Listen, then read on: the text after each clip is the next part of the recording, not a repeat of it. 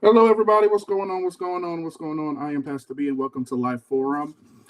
So glad for you guys to be here. It is April, the beginning of April, and we'll be talking about financial life this go around. Financial life this go around, and we'll be talking about the black dollar. But before we get continue to go into that, I want to. I'm nervous because I'm looking at them in the queue, so I gotta. We go ahead and bring them on. First, bring the safest one on first. Okay, so I'm gonna bring my brother on, brother Adam Watson. What's going on, brother? How are you? What's going on, family? What's up? So as for right now, I'm doing all right. The Lord's good. The Lord is kind. But it's good to see you, Bishop. We were banished. Coach She and the ladies had us in jail for dang near a month. It's good to be paroled, sir. It's good to be seen. That's what they used to say, right? It's good to be seen, huh? Good to be seen and not viewed. My God. Yes, sir. Listen. If you've ever been sick, you know the truth of that about that statement. Yes, sir. Yes, sir.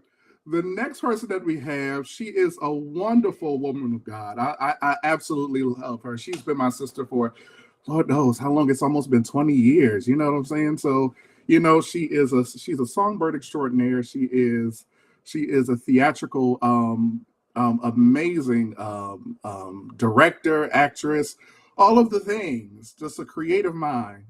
You give it up for Lady Byrne, Bernicia Jackson. Yes. Lady yes. Byrne. Lady Byrne.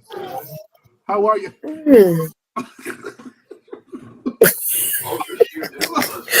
Adam, how are you? I'm good. How are you?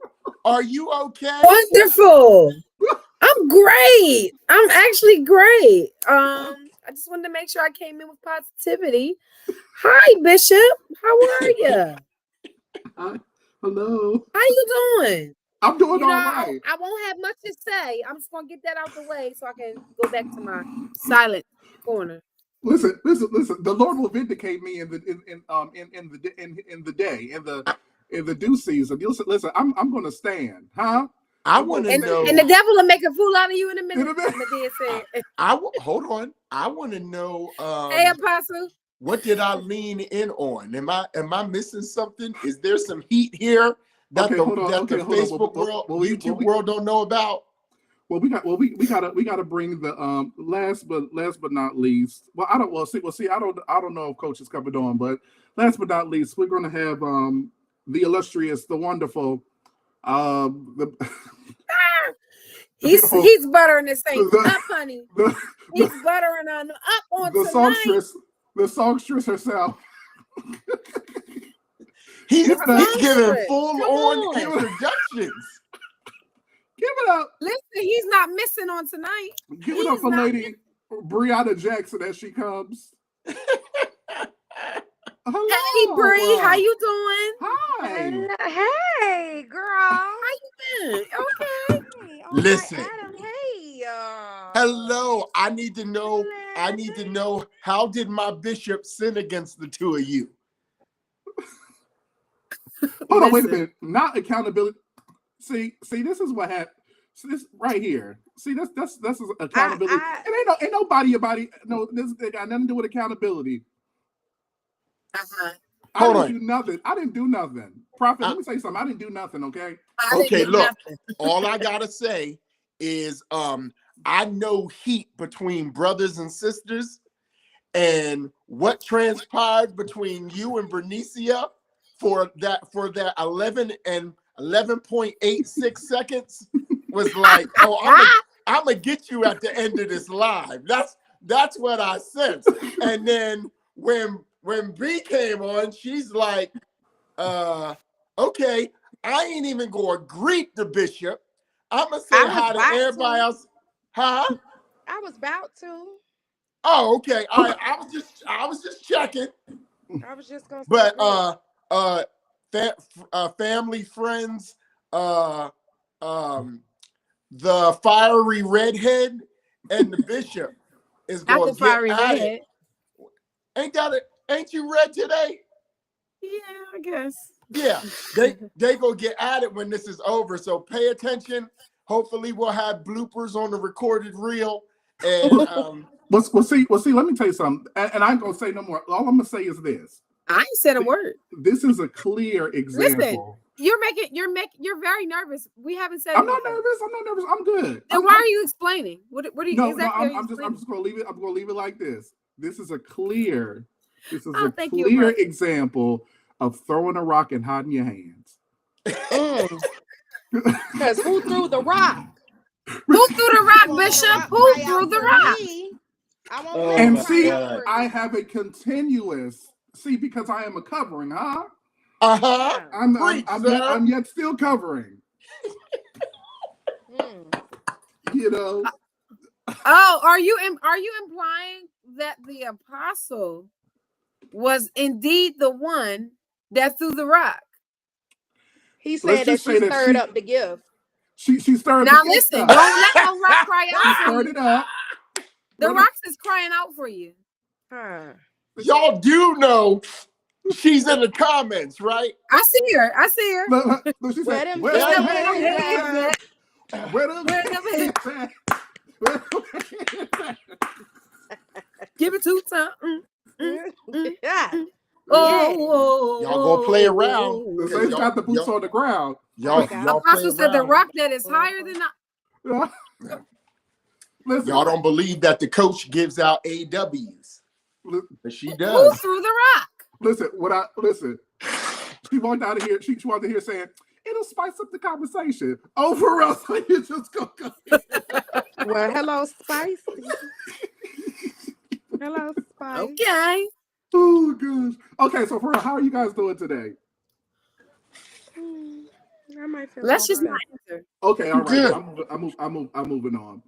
I'm Like, good. on. I'm Now- having a great day. Oh, that's Yeah. good. That's good. A good. I'm It's having a always great good to day. have a great Y'all day. can see me. I'm in the light. Yeah, you look Yes. great, girl. Thank you. Seems like you am did personally- something today, huh? Let me stop. I'm See, just in my son's room. yeah. I just realized that my son has the best lighting Wow. apparently in my Oh, your house. son's Aiden's room is the best lighting. Because he's never in here. I want to tell our Facebook family and our YouTube family, God bless all of you. There is nothing. If you think that you have a lot going on in your world, you have not been connected to the Life Forum's private group posts. Yeah. That's what I'm gonna say, because sometimes you gotta pray because you will feel bipolar. Sometimes our private group posts go from extreme to extreme. And listen, you know what it always starts with? It normally starts with Lil Jackson over here, because either her or Coach She will drop a news article or something at 8 in the morning. Well, you lucky it's that late. It's Not that late. That late, huh? how are you mad? So you're mad at 4:30? Yes. As soon as I open, as soon as the Lord say, "Get up, daughter." I'm like, Little Jack. wow. Like you like y'all been thinking. You put it in there and Bernicia comes right back in. This is what we should do. This is what I'd be like, Lord, it's too early to be this hot at this early in the morning. I'm like, and then when I see this stuff and like even when Bishop dropped the his thoughts, and I was like, man, how do we balance being pissed off and pissed off and principled practical at the same time? Adam, you your apostle. She sure coming for you. Why you throwing shade from the background today, Apostle? What's All the going way on? from the bite. She feeling good today. Uh, Yes, Clearly. it is. She feeling good today. She ordered her. I think she ordered it. She ordered her fan. The fan should be coming soon. She. Where them fans Please. at? Where them fans at? Lord have Oh my mercy. god! Oh my god! Listen. But Bree works at the where you work? What's your job description be? Bree? I'm a federal employee. She's a federal employee. Well, listen. She's got a she You wakes work up, for the government. she wakes up angry. Okay, because you got to I'm be angry. telling Once you. you got to be angry once you get there. Well, we're believing God that her job is wonderful. Yeah. And, Well, where and I am nobody, now. yeah, nobody watches the life forum See, and from the government. And so we praise God for our president and My You know, all of our don't. all of our government Don't. institutionals that God has placed in I don't know if we need to authority. thank God for him. Huh? see, I we don't know if we need to thank God for him. see we Like, pray for him. I don't We think we're pray gonna for praise him, God for right? him. Yes, we do. Hey, y'all, did y'all see that recently it came out today? Everything, like there were so many things about the Simpsons, that what Simpsons said about Trump that's come true. They always And on did y'all point. know, I'm not gonna say it, but Okay, thank you. did y'all see the latest thing that they showed with Trump? what? Oh, I He's don't supposed to follow be the pew Simpsons, pew. but I heard the Simpsons are prophetic with the political world. But His Hallelujah. Listen, his DOD, his date of D is in April of they 2020. put that on the Simpsons. Yes. Oh no, they can't be That's doing crazy. that. And we celebrating these babies with autism awareness. Wow. Yeah, them babies don't need that. Hold on. Wait, Them babies don't need. Them Pause. babies did not ask for that. I'm Pause. sorry. I thought for a minute that you said that Trump is autistic. I'm sorry. He is on the You spectrum. know that could be. You know what? You know that. What you I'm know gonna that, do that, is log out that because I'm not that doing could make a Friendly lot of neighborhood sense, though. prophet. Huh? That could Felt make a like lot that of came from the sense. depths of your spirit. I don't Yeah. think Trump is on the spectrum. Oh It's either God. that or he was in that hallway. But I All did his read, life. however, I did read Celebration for Neurodivergent last month. I did find out that Elon Musk is. Now that I can Look it. understand, that I can see. Yes. Yeah, And that He has that I can see. You don't have Asperger's to say syndrome. nothing. Yeah, ain't it that amazing? Burger. Ain't it amazing that the ones who Hold on, y'all. I'm sorry. the ones who celebrate and make a success of their lives with these unlearned orders. I'm sorry, that's the way I don't consider it a disorder anymore. Because the people who know how to process and have patience with people who have those types of unlearned orders, they don't treat them like disorders. mhm. And so people who conquer in those spaces are celebrated. Yeah. They're really celebrated. Something that might seem to be off to us, to those of us who don't understand it or who don't have it, seems to focus them in a certain area. It gives them uncommon focus. It gives them, they might be very, watch this, they may be easily triggered, Hmm. but when they shoot, they don't miss. Yeah. And so I'm learning that a lot of people, if they, our problem is we don't have patience enough to learn. No. And I'm dealing with that right now. I'm not going to give too much information, but I'm dealing with that right now in a certain area and space that I'm working at, where it just doesn't. It's difficult because you realize that there's an entire community that does not have proper understanding or proper or unlearned, and Mhm. and the sad part is they want to remain unlearned. Yeah. They don't want to understand. They just want people to just they want people that are in different spaces when it comes to that, or on the spectrum, to just kind of either get in line or move out the way or sit down somewhere. Yes, sir. And they're not giving them they're not getting opportunity for them to be able to learn something. The people who are choosing not to learn, they're not giving themselves enough opportunity to be able to learn another way, because for them this is normal. Either get into what the norm is, or there's nothing to for you here.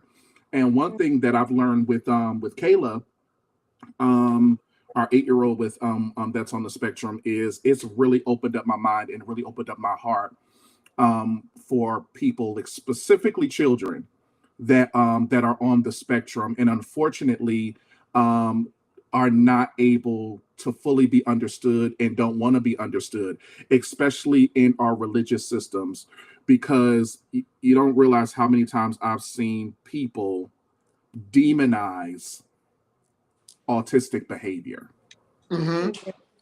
They Even have. You know what mental, I'm like saying? all levels of mental illness, though.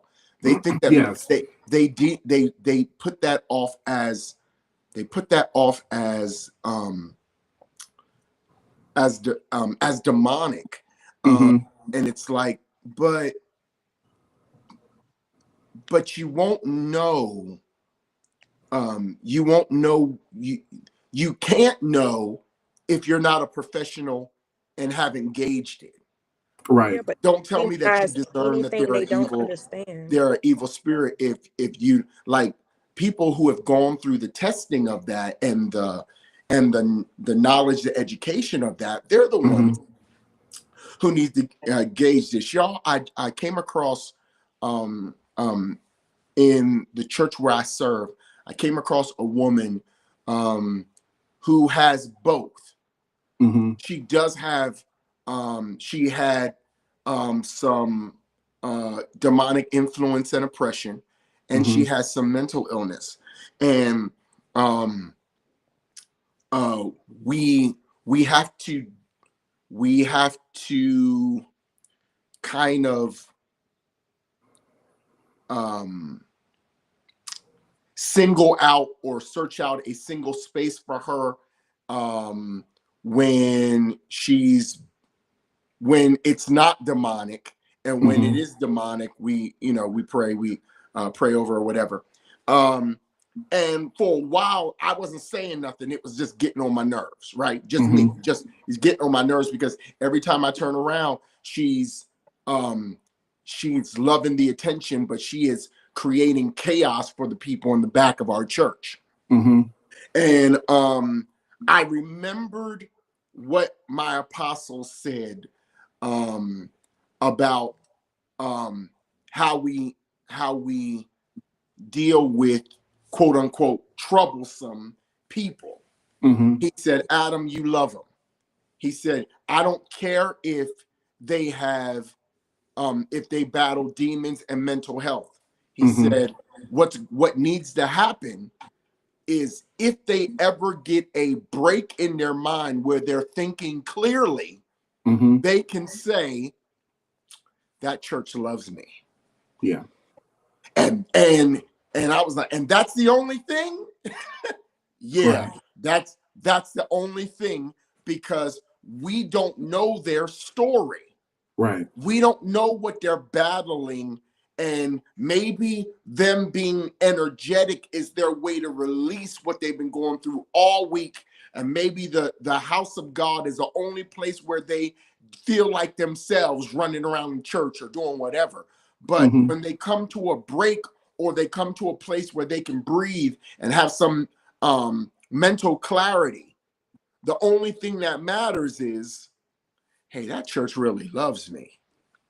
Yeah. So it's a lot of us like that.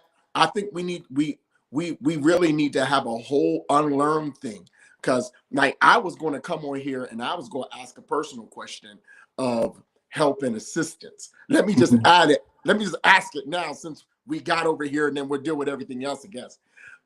So I am a father of a 15-year-old and girl, 15-year-old girl.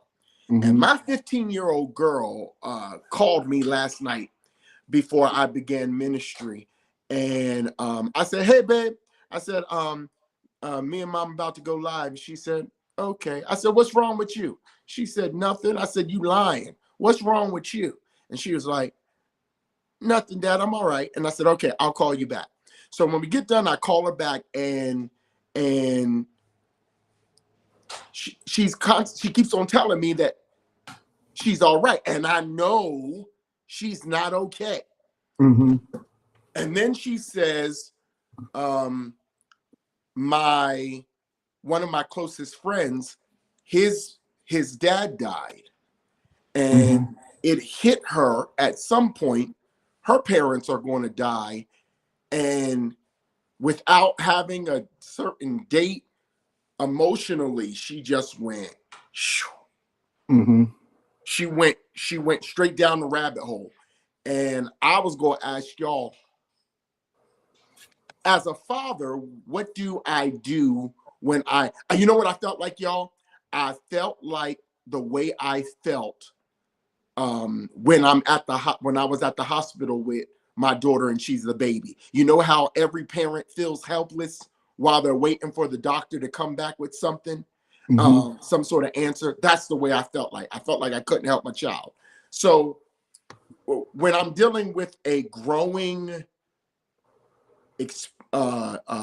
young woman who's experiencing life and pressures and emotions and the whole nine, what's the advice for a man or a father adores his daughter but doesn't seemingly have answers? Like for me, all I did is I prayed, I talked to her until she felt better, and made her laugh and spent the time with her that she needed. But I was wondering, are there any other tips? Because most times we fail till we make it, and I hate that. I don't want to fail till I make it, when I have women and men who've had to do this type of counseling. So apologize for sharing my dirt, but like that was a real question that I really have, because I need them. Ooh, I'm trying not to cry. Wow.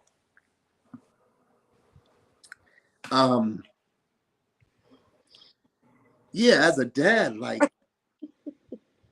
Got as you, a brother. dad, you want your baby to be all right. And so help. Lord of mercy. Where'd that come from? I'm definitely going to leave that for the ladies, because listen, brother, I got a 14-year-old, just turned 14, and I just don't understand it. I'd be lost. And so ladies, go ahead. The floor is yours.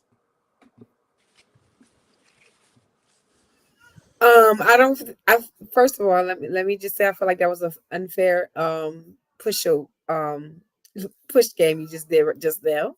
Bree doesn't have any children. But let me just say, I feel like I feel like the question would have been better for Apostle.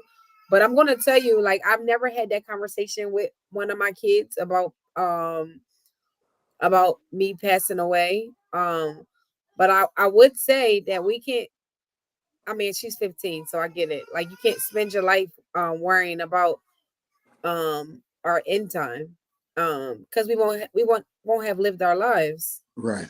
Because now we can't be paranoid around every corner, because because we still have to live. We can't end it now. So that's a hard question. That's definitely a hard question. I just feel I don't know, honestly. I honestly don't know what I would have said to my daughter. And my daughter's very dramatic.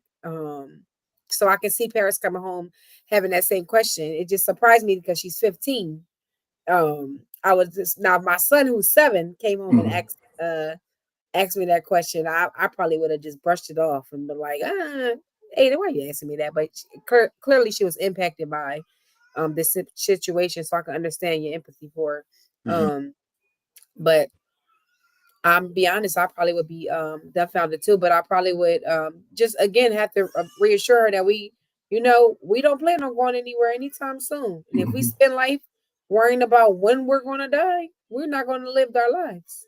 So the I Lord feel willing. you, because I was like, I feel like last night I felt like maybe there were too many conversations that I said, hey, we'll talk about this when you get older. You know what I mean? Maybe there were too many conversations, and now she's dealing with all of the emotions of trying to have answers for her friends, and then now she needs answers. And while I was listening to her, she was like, she had made this statement. She said, Dad, I'm happy. I've been happy. I don't have any problems. She said, so where does the thought of I just want to go down and lay down in the middle of the street, where do these thoughts come from? Oh no, we cancel that. And I mean, but oh no. Here's the problem. I as a prophet, I know what's demonic, and I know what is a human searching for something. And I just felt helpless as a dad, like I had entered a female space, but she wouldn't talk to her mom about it. She was talking to me. Yes. And I was like, so I talked to her about it. It just said as soon as we were about to come on tonight, she popped on in my head, and I said, yo, I'm gonna ask y'all, because sometimes fathers don't got female answers.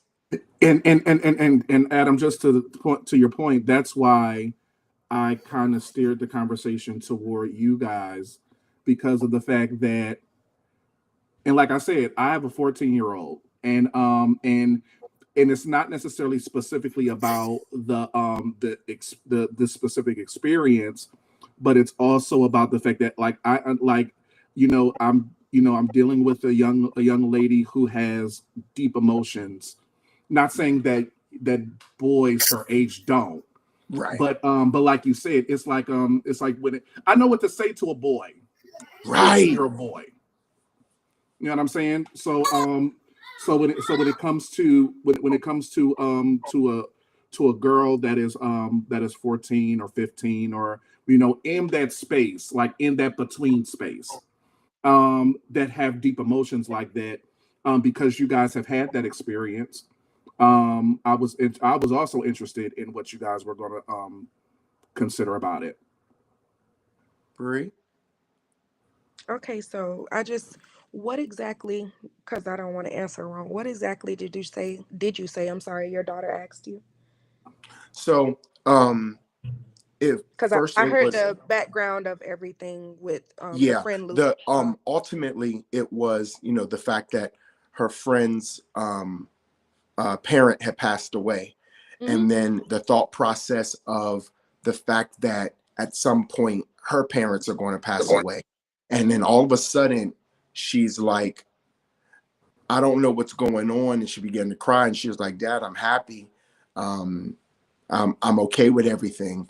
And she said, but sometimes I just want to go out and I want to lay down in the middle of the street. And I don't know where these feelings and where these emotions are coming from.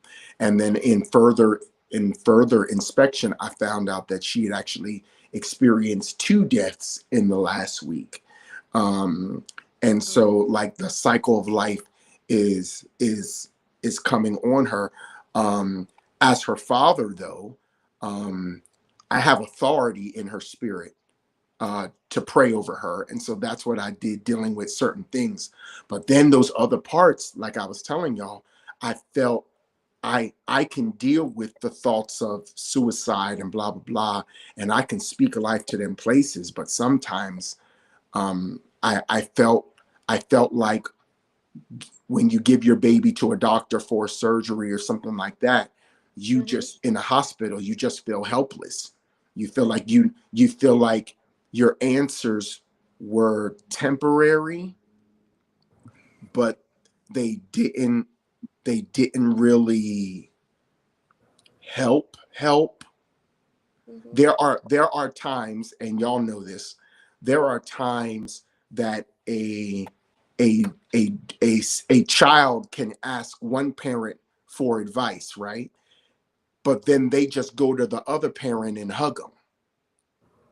They just go to the other parent, and it's like the comfort that they get from one parent can match the whole wisdom, knowledge, and instruction that they got from the other. But at the time, she wanted her dad. That's why she called me. And I just wanted to be like, I want to be able to have answers, to be able to answer her where she is when she calls me. I think that I hated the fact when they started terming certain men dads, girls. Because I think that every man is. I think that every man, every real father is a girl dad, a boy dad, you name it. You know what I mean? I think that maybe mothers are more sensitive to their sons and dads are more sensitive to their daughters. I believe that. I can definitely understand that. But listen, that space of helplessness sent me back to them days that you snuck in their room to their crib just to make sure that their chest was still breathing, like going up and down without waking them up. That type of care and caution. And it kind of hit me that being a prophet, being a father, being a counselor, being a chaplain, I don't have all the answers for my daughter. And that bothers me. That just as a man, that bothers me. Everybody knows that if somebody's seeking something, we're going to find what we're seeking. But are we going to find what are we looking for it in the wrong place? Are we going to find it in the wrong place? So sorry, y'all. That's my couch therapy session. Those are my fears. Bree was going to say something. Oh, sorry, Bree. Thank you. I'm sorry, I wasn't looking up. Go ahead. It's okay. No, she had asked the question to like give her response. Okay. But sometimes because I'm still just somebody's child, but neither one of my parents are still here. But when I have had intrusive thoughts, obviously it was always just my mom was just somebody that I felt like I can trust to be able to talk to about that. And in most cases, or in some cases, I'll say when you feel like you don't know what to say, you don't necessarily have to. I feel like your daughter, for both of y'all, they trust you enough to be able to share that information because they need a listening ear of someone who they know for a fact would not judge them for the thoughts that they're having. Okay. My mom was literally the only person in this world who I would trust with those thoughts. I used to tell my mom all the time, and I didn't even realize I used to tell her all the time that I wasn't happy. And the only thing she used to ask me, she was like, well, Bree, why are you not happy? You know, like she'll start naming all my accolades and all this other stuff. And I didn't even realize that I was telling her that, but I was just basically purging out all of my inner feelings because I was speaking to somebody I trusted who I know would not judge me. So even with her just calling to hear your voice, but she heard that you guys were actually about to do something. She respected that space. And then you said you'll call her back, and then she was able to share with you. I honestly feel like that in itself was more than enough. Mhm. Which would also probably comfort you in knowing that if it were ever to a point where she felt like she literally did want to take that step out into the street, she would call you Mhm. before even doing that. So yeah, trust the authority that you have in her spirit as her father who's covering her, but she's okay. And the fact that she's telling you that she is happy, I genuinely feel like she is happy, but she was okay with just sharing that sometimes this happens for me, but Yeah. that doesn't necessarily mean that I'm not happy, Mhm. because I've been there. So I hope that helped. Oh, and Brian, leave Layla alone. Like if she literally want to be by herself all the time, just leave her alone. I'm being honest, because I was like that too as a teenager. Like, girls, we get to that point where it's like we want to be in our own space. Oh my God, don't touch me, leave me alone. Who was in my room? Don't tell me to clean my room. I like it the way it is. I can find everything however it is. Like, yeah, just we be needing our space to just figure stuff out, because it's like it's so ghetto. Like, why do I have foreign parts growing on me at this point? I'm not used to this. And then why am I cramping? Why is somebody else visiting me now once a month? Why do I have to keep up with certain things with my hygiene? Now I got too much hair growing. Now this is going. It's like Put them I wanted down. to stay over here where I could easily, because I was a Go get the gamer, which tent. I still am, but I wanted to stay over here, play with my Barbie dolls, play my games, and just, when it was time for snack, when my mama made whatever after church, I was okay with that. But now I'm so sometimes sorry, when I'm Bree. out, I think huh? Bernicia just body slammed something. She Oh, I saw her throw a bag or is I did not body slam anything. Go ahead, Bree. I saw her go like this. It's a tent. I moved the I tent. was like, is everything okay? I was like, Bernicia needs a hug too. Oh, I'm sorry, Bree. Go ahead. no, you're good. But I think it's just a transition to be able to learn how to adjust and deal with something new in your life as a female, the same way that males have to learn how to adjust with certain things. So yeah. Well, you need a 10-minute segment or 15-minute segment because you just made perfect sense. Yeah. That just um, made perfect sense. but And it's ugly when that be going on.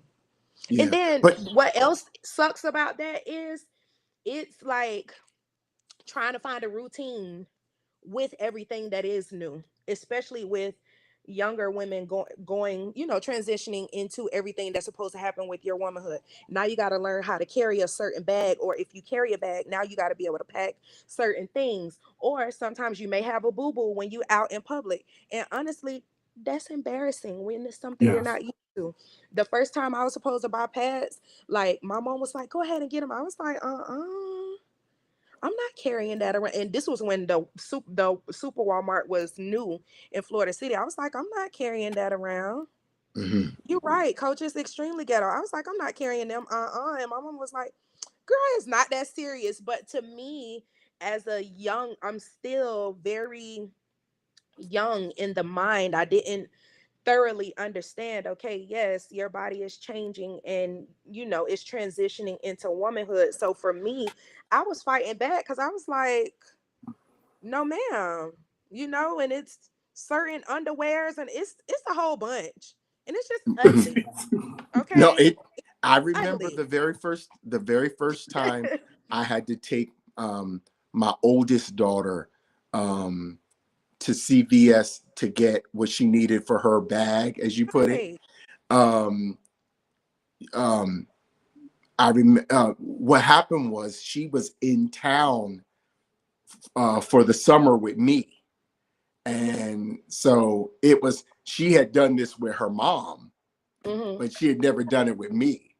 And so having to take her through I took her to the store, and then I'm doing the best I can, y'all. I'm like, hey, I don't want to touch it and pick it up unless she's sure this is what she wants. Like, are we really doing this? and then she's like, let me call my mom. And so she calls her mom, and she's walking up and down the aisles having this conversation with her mom, like her mom's walking with her in the store. And I'm like, there's just some answers we don't have. Yeah, and you won't. Listen, I'm done. I'll be done this time after this. When Layla got her first cycle, my wife doesn't know this. I found a bathroom, and I closed the door and I cried. Aww. I did. Why? And my wife probably will laugh at that. She probably just screaming at that, like, are you serious? Can y'all tell me how we got here? How we get? It's my fault. I was just explaining to Brian, because Brian also asked about Layla being 14 and how to be able to deal with her as her father. And I was just like, my main thing is leave her alone. And I was just explaining why she wants to be left alone. And now, as fathers, they have other questions. Right. And you know what? And it's fair. It's fair laughing because y'all kicked us away for a whole month talking about women this and women that. And so we come on, and some of us, sometimes we had questions too. And let's talk about the younger women, the younger version of y'all. We need help. Help this us is a man's world. No, it ain't. This is a man's world. No, it ain't. We get no, it 4 ain't. weeks, and y'all want to act like something.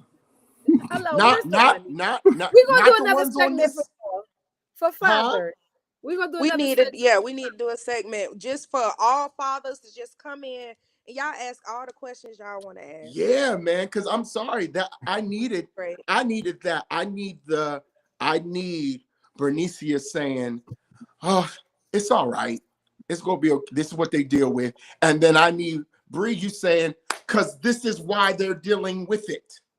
This is what they're going through." And then we'll have Coach come on, and she'll come up with some $1 million answer, as she always does. And perfect balance of everything, and make everybody feel better. But hold on, Bishop. We ain't about to let you walk off this topic. What was the bathroom scene about? Because she had her first cycle, so it was kind of like excited. No, stressed because of life cycle. It was dreadful. I know it was. His feelings was It was nothing exciting. There was nothing exciting about it. It was dread. Listen. The estrogen has been activated. Hold on, okay. Bishop. What was it? But here's the thing. When I see Layla now, I still see a little girl. Your little baby, right? Daddy pulling on my shirt. You know what I'm saying?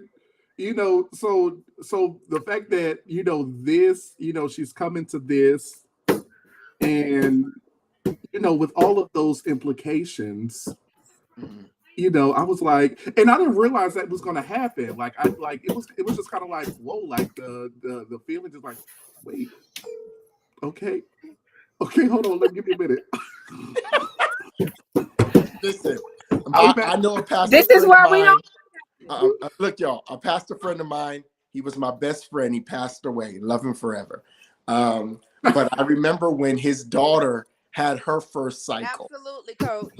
And he called me. He said, Negro, but he didn't say Negro. Okay, he didn't say Negro, but he was like Negro.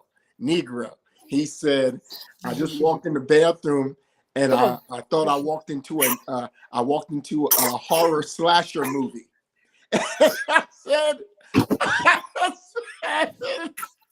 I said, what? He said, I just walked into a horror slasher movie. I said, what are you talking about? He said, man, he said, I think Zai had her first cycle and she thought she cleaned up and then ran to her mom. He said, but Adam, he said, you've been in this bathroom. He said, this bathroom is no longer white or ivory. It's pink now. And I'm cracking up on the thing. And he is like, my eyes are watering because part of me wants to mourn like her innocence. And part of me is like, yeah, she's growing up. But he was like, he thought he walked into a horror slasher movie. And I was like, what are you? He was like, Adam, he was like, there are traces of blood like everywhere. And she would freaked out. You know, I guess she's trying to figure out. She'd been warned. I love that about moms. You know, they warn their daughters. These are moments that are coming for you. But I guess the first time it happened, she kind of like wilded out.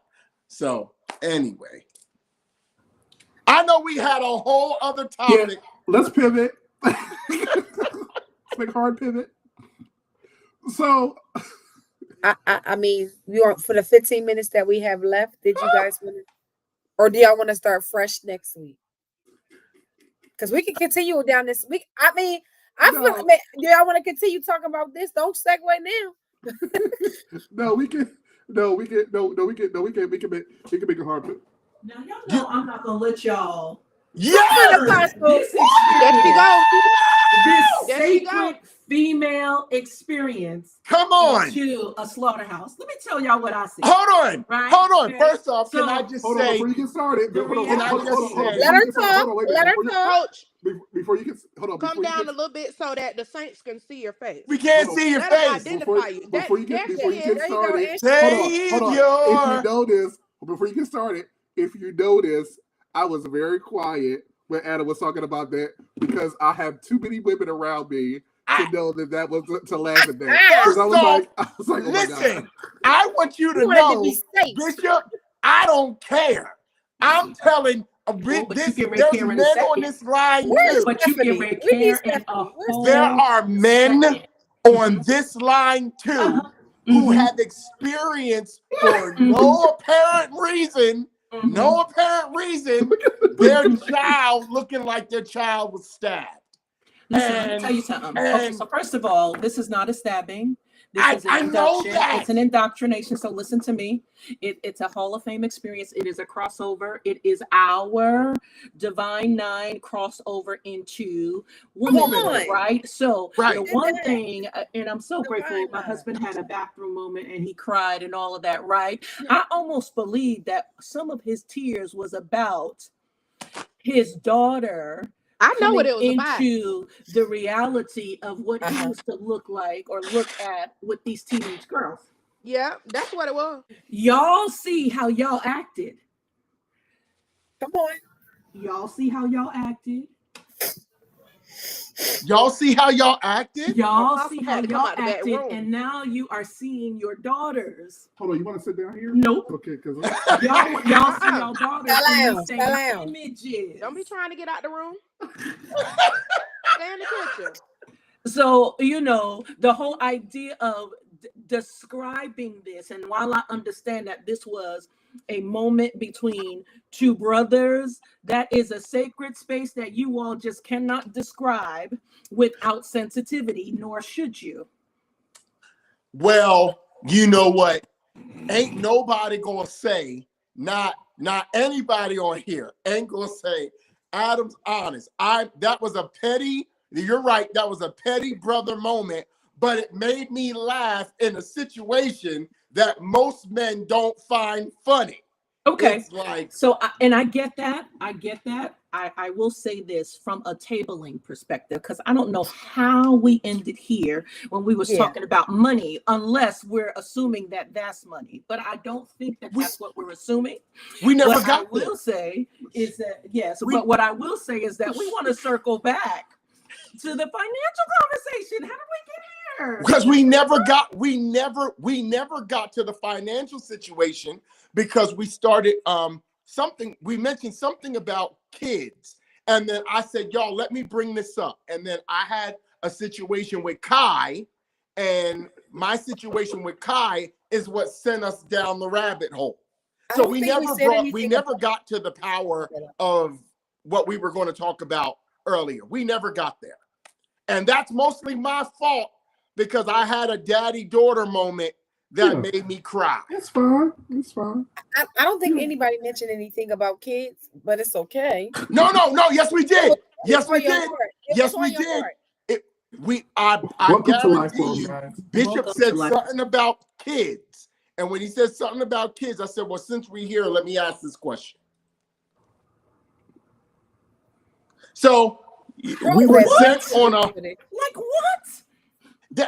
Well, hold on. Didn't you when you leaned in and you said we all need to learn how to talk to our children? We talked about autism, and I talked about children with autism. Oh, that's what. Okay, we were talking about Kayla. Right. All right. Okay. That's how we got on the conversation. So we never got to our original topic. Never got there. But I'm sure our audience was well entertained. Let's talk. I don't think we should go into the finances tonight. I don't. Hold on. That's good. I think we're done.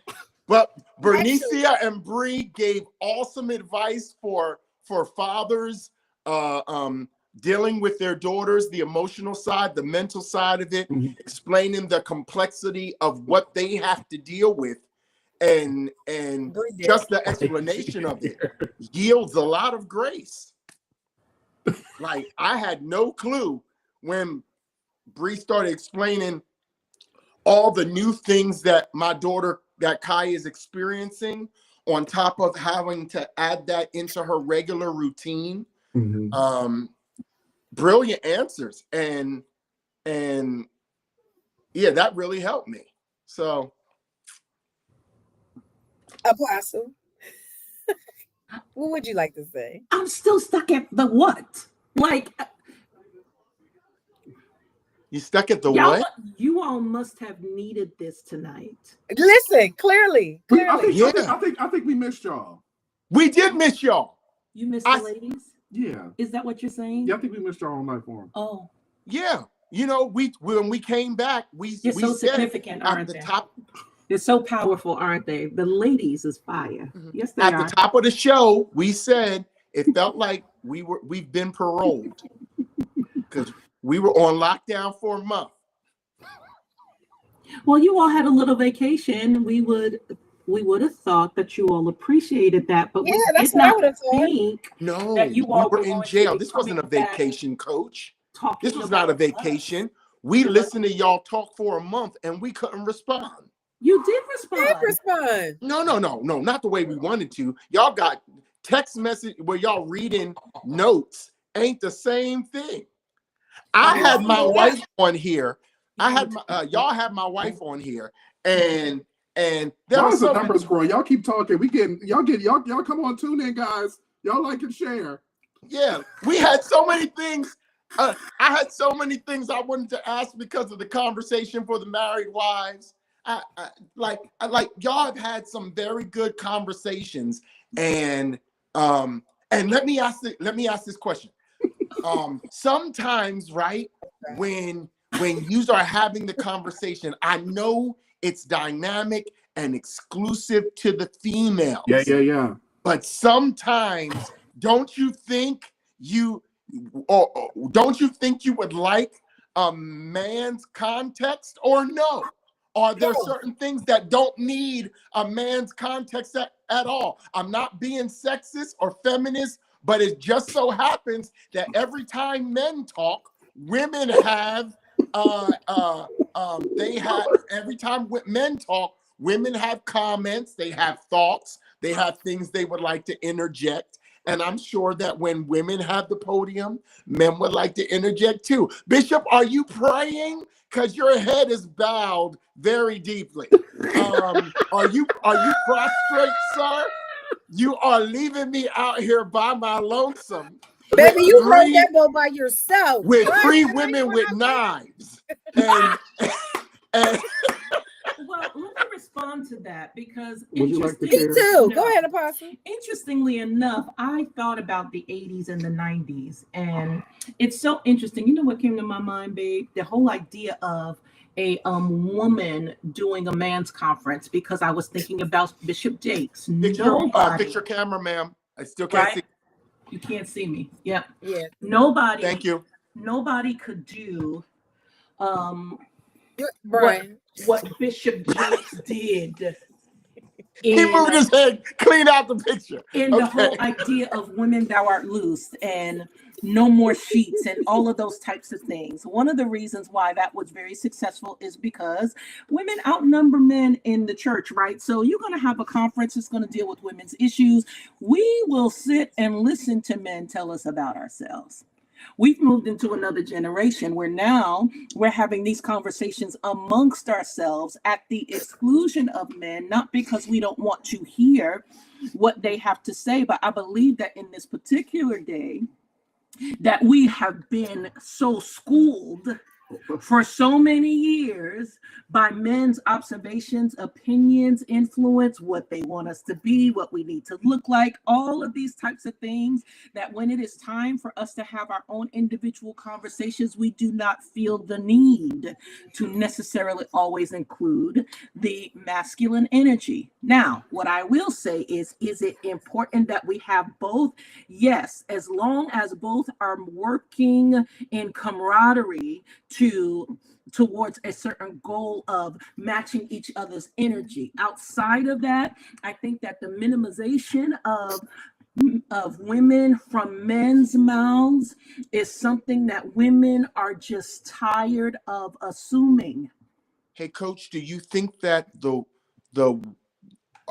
I don't want to say what you're not saying. So are you saying that the minimization of women from men and that whole season are you saying that that's what made TD Jakes saying woman thou art loose and a man doing a women's conference? Do you believe that is one of the things that made it successful? I think it was very easy for a man to do anything as it relates to the religious, social, financial culture that women would join into, because we in population are more populated than men anyway, first of all. But if we're specifically looking at the church, it is very easy for a woman to say, I will submit to what a man feels about me. Women thou art loosed was one of the highest grossing conferences ever. Materials that led from that, no more sheets, sacred love songs. There was so much money that came out. Wasn't that Juanita Bynum? No, that was TD Jakes. No more sheets. No more that sheets. was Juanita Bynum. No, but he was able to wrap that under his umbrella because she preached it at a Woman Thou Art Loose conference. So there was so much, and we don't have issue listening to our male counterparts. At least we didn't. Put a woman over a man's conference. I was about to ask you that. And that response to today, 2025, would look different. I bet you, yeah, in 2025, right? But I think that if you did a conference called Fathers Help Me Heal My Daughter, or something like that, man, that's why I came on here asking y'all, because I haven't felt helpless for my child since my child was in the hospital, as a baby. And that's why I was asking help, advice. What do you do when what's the answer when you don't have answers? And like Bishop said, it's when you're talking, if I'm talking to a boy, because I know those emotions, I can talk to him about those emotions, and I can guarantee him these emotions will pass. But if I'm talking to my daughter, I don't know what to say. I don't know how to connect with her on that level, because I've always been strong daddy. So I've never been little girl. So I don't know what to say. And that was kind of like a real helpless point. And then as Bree said, it's because, you know, we don't know what women have gone through growing up through those spaces, and take this bag with you just in case you have a scare or you have an issue. We all these things that she broke down in the segment in like 45 seconds. She went on a rant.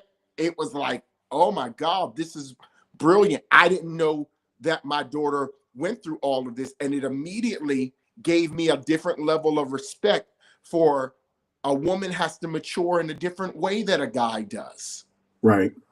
So I was like, and that's what we were talking about when I seemingly erred and told the wrong story.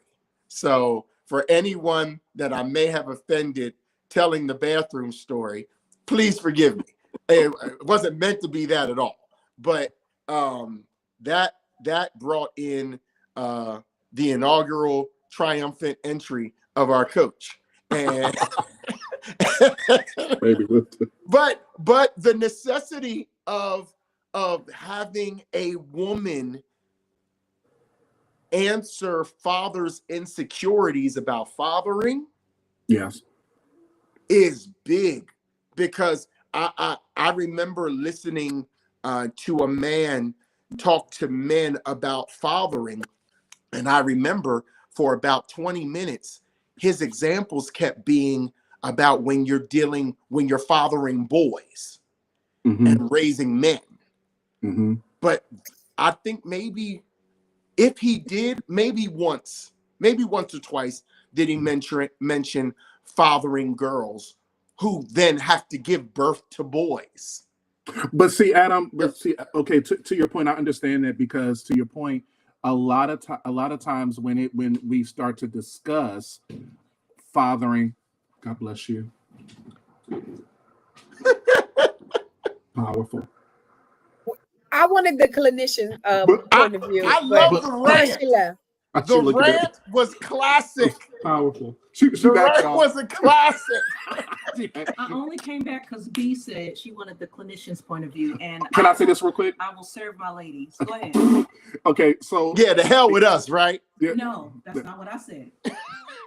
To your point, I think that a lot of times when we see fathering, when it comes to girls, it's more so from the protective and providing end, and it's almost like a lot of the it's almost kind of like we have little reference, man-to-man conversation reference for rearing girls. And nurturing, right? And nurturing nurturing girls. You know, we understand, we protect, and we provide, but there's not much understanding or reference sometimes when it's like, because I've seen guys, and from our conversation right now, like when girls have those legit moments and experiences, and it's like, okay, well, I don't know what to do with this, or I've heard brothers say, go talk to your mother. Wow. You know what I'm saying? Because we're not taught how to rear, because what happens when there is no woman in the picture? Because there are single fathers with girls. Yes. You know. Yes. B, what did you want me to speak to? I was just saying about the as far before I answered and Bree answered as far as what Adam originally started out with his daughter and her thoughts about the about death and things like that. Yeah. So the question. Oh, you wanted me to respond to that? Because you were commenting. You were commenting, but I just wanted to hear you say that. You know what? I'm a believer at the clinician stage that when an incident happens, I think it's the responsibility, or should be the responsibility, of parents to create the narrative. Help the child create the narrative versus, and I think, Adam, you talked about we'll deal with that another time and we'll talk about it later. The reason why I say that is because when it is presented, there is no other opportunity where it will be that fresh and that open. And if you do not address it, they will address it somewhere else and with other people's information and narrative. And so what we tend to do is we tend to feel like our children don't have the ability to understand it, but it is not true. Okay. As soon as the presentation is there, children can understand different things at different levels based off of how you engage the conversation. So think about it. There are going to be children that lose their grandparents, and then what are you going to say? It's not just about parents, it's about grandparents, people that are close to them. What are you going to do? Whatever when Layla went through the process of cycling and then feeling certain things, at the point of her addressing it was the point of readiness to me. Okay. And it wasn't that she was mature, it's just that we needed to speak to it first before she started to seek out answers from other people who were not as important. We get to shape the narrative, and then you can control how that your child, your son or your daughter or whomever is. You get to watch and measure and chart that experience versus just saying, don't worry about it, we'll talk about that in 5 years. Well, in 5 years, they're going to know a whole bunch of other information. And by the time you get new information to them, they're not even going to believe you. Oh, somebody told me this. Oh, my cousin told me that. Oh, we was talking about that in school. My friend said this. And that shapes their narrative. So I'm always of the opinion that, listen, as soon as it's presented, as soon as sex is presented, as soon as death is presented, as soon as money is presented, if they're asking the question, they are ready for the answer. You get to then decide how you relay information to them, and not based on your sensitivity, but on their need. You talked about your daughter having, I'm fine, but I feel like there are thoughts that come that make me want to be in the middle of the street. Well, she already having grown people's thoughts that children and teenagers have and commit suicide over. We can't afford to put that to the side. Absolutely. Because it's not comfortable for us. We get to say, even if we don't have the words to say, we get to say, I'm present. I'm here. We're going to figure this out together. We're going to talk through it. I'm going to stumble while you're trying to explain it to me, but I'm going to be present with you because you're not called to be a clinical expert. You're called to be an expert in parenting. Right. And you know your child better than anybody else. You know your child better than the therapist. You know your child better than the doctor. So take advantage of what you already know. It doesn't have to be over spiritual, over religious. It just has to be presence. And so I encourage people not to miss the opportunity of creating the narrative that helps shape how they think. Because most of us have been shaped by other thoughts. And then by the time there is a discovery of something for the females, we get pregnant. Well, how did that happen? What you mean, how did that happen? We never had a conversation about it, but I was exploring and could not. So the secrets kill, right? That limitation in how we experience that. And I'm saying this to parents as well, because what we can't be afraid of what we birth now. And if we've had those experiences, you best believe that they're going to happen in our children. What would you have wanted your mother to say to you if this was you? And when you think from that perspective, it helps you to step into their shoes and say, this is how I need to minister to them, but not from just my parental perspective, but be at the level that they're at. Because this is not about my feeling, this is about their feeling. If you do it right, and there's not a right or wrong method or formula, but if you do presence right, it'll open the door for them to keep coming back about everything else if we do these things right. So that's just my response, B. That's great. Thank you, ma'am. You're welcome. You're welcome. I honestly, Adam, when you were talking, like I can sort of relate to the situation. I don't want to put my daughter's business out there, but I've been in similar situations with my daughter. And I know at the time it's like because you were fortunate that she like shared those thoughts with you, but like on the other end for me, like my daughter didn't share those thoughts. Like it was like all new. So when I'm hearing it, it's kind of like I'm like, no, she didn't say that. Oh, that was just for attention. But now I'm discrediting her feelings because based upon my perspective of how I believe I know my child. So I wish that she could have been able to share that those thoughts with me. So it's good that y'all have that relationship that you had to get it out of her. It's not right off the bat like, oh, I just feel like this. You did have to keep crying, and you got her to express that to you. But that's good. Yeah, I had to ask her. I said, listen, I said, you got to give me grace. I said, when you asked me these questions when you were 6 and 7 and 8, when your grandmom died, we did our best to explain it to you.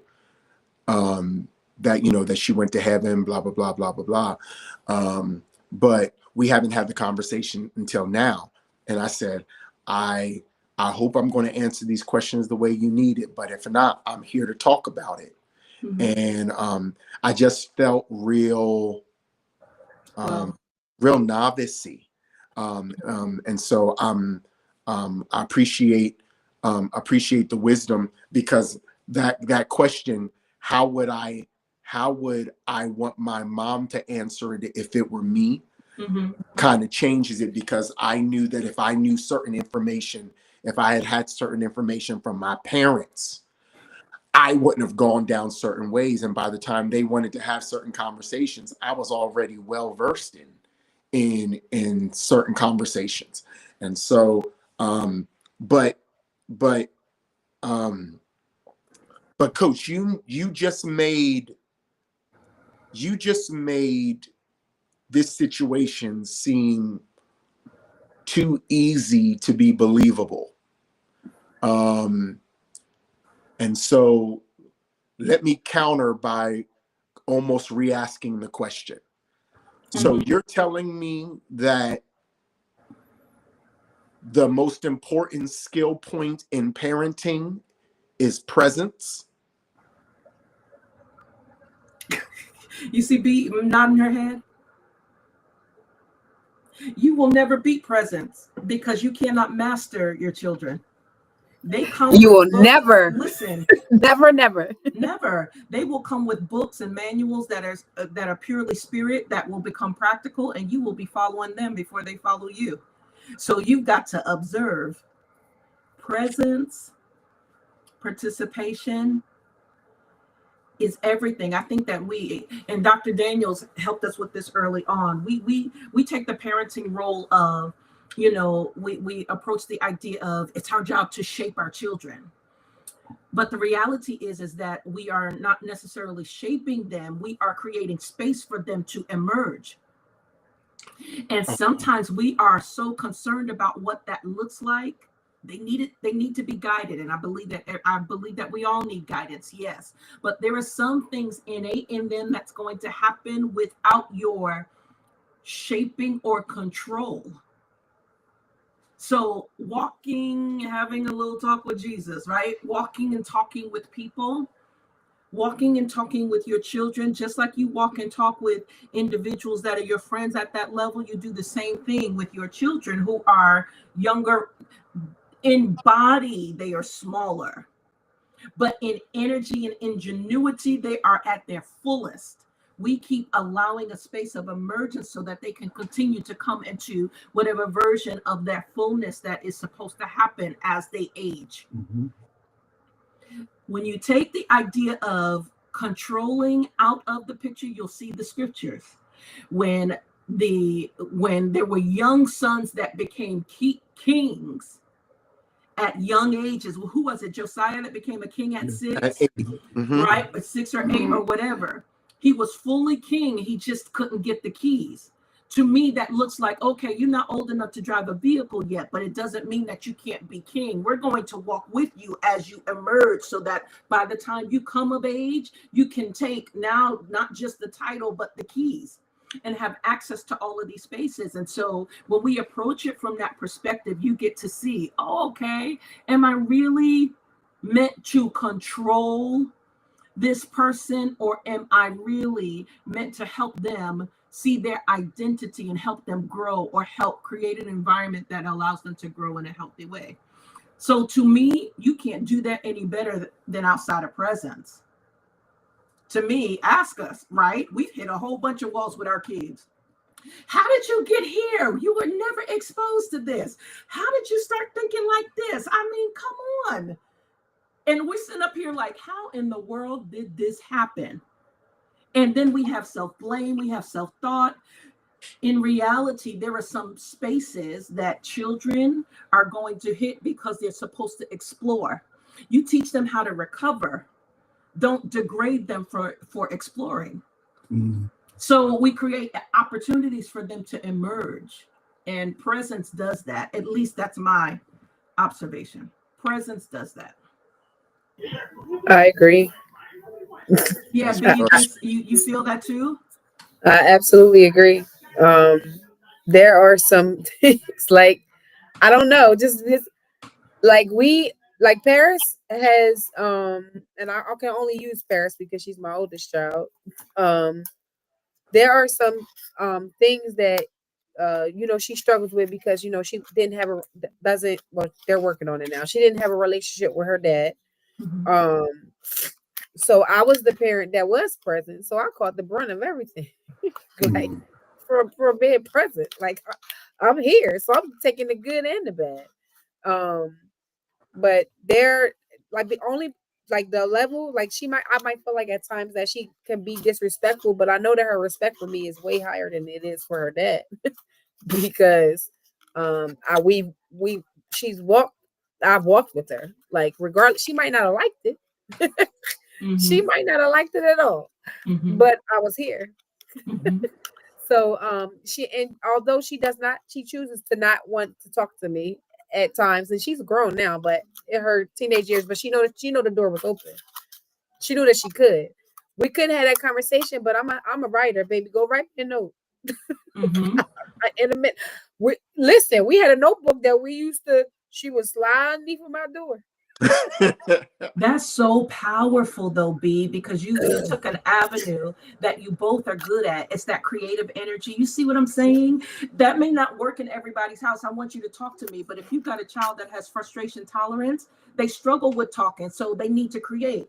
I have people draw pictures of their emotions, and you'd be surprised at what they come up with. They write stories, they write out plays, they do all kinds of things. And the reality of knowing who you are working with or who you are dealing with is really important. So presence teaches you that.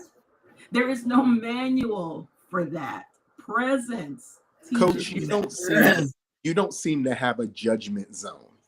Is that the clinician in you, like of being able to understand where people are? Because you were like, hey, that works. Like however we need to communicate is this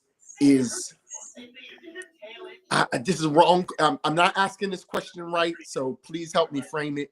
Is judgment, or I feel like judgment is a negative critique. So let me remove judgment. How do you parent and create space for your child to emerge? Maybe this is for next time or a private show, whatever. Create space for your child to emerge, critiquing them without them feeling like it's negative. Maybe that's for next time. Subjective and not objective. B said it. I don't know the difference. Subjective and not objective. Because I'm telling you, the little girl that's downstairs, that's a grown woman now, like we will fight, like, because I'm thinking that I know you can never know your kid. Like we have a strong snapshot. I'm not denying that. Oh, I know my kids in and out. We don't know as much as we think we know. So a lot of times we can come across very critical, and I can only say that because I've done it, and I'm still doing it because we think we know our kids. We do. Like Can I I say raised that? you Can I better say than that? that. I raised you better than that. I don't become critical. Hold on, wait a minute. Let me finish. I don't become critical. Felt that quickening? Yeah, I did. Yes, I don't become critical until I'm trying to really give you some very good advice, and then you act like I don't know what I'm talking about. Yeah. Okay. That's gonna happen. And you And got then I'm like, So- I'm a little older, might not be too much older, but I mean, I did come through some years. But see, babe, the challenge is not about the advice. When you understand all of our children, my God, and these last two, they got pure creative DNA. And guess who they got it from? They are, I want to touch fire. Mean. No, it's powerful because I have not had the most fun in my life since I met this man, right? Creative. But this lineage has to touch fire versus being steered away from fire. Stay away from the stove. Right. So to him, the advice is like, okay, you're not going to listen to me. It's disrespectful. But when I watch the child, the 14-year-old specifically, she wants her hands in the cookie dough to determine if this cookie is going to be too big or not. That's how she learns. She learns from tactile experience. So she could hear daddy and be like, okay, daddy is talking too much. I just need to explore what this is going to look like at the end. To me, in our experience, he is the same way as an adult. So sometimes when he is critical, seemingly, I'm like, babe, why don't you see yourself in these children? That's what I'll be asking. I'm like, why don't you see the tactile, creative explorer in these children? Because they are you. Here goes and that's hard too, B. That is hard because Paris is absolutely my child.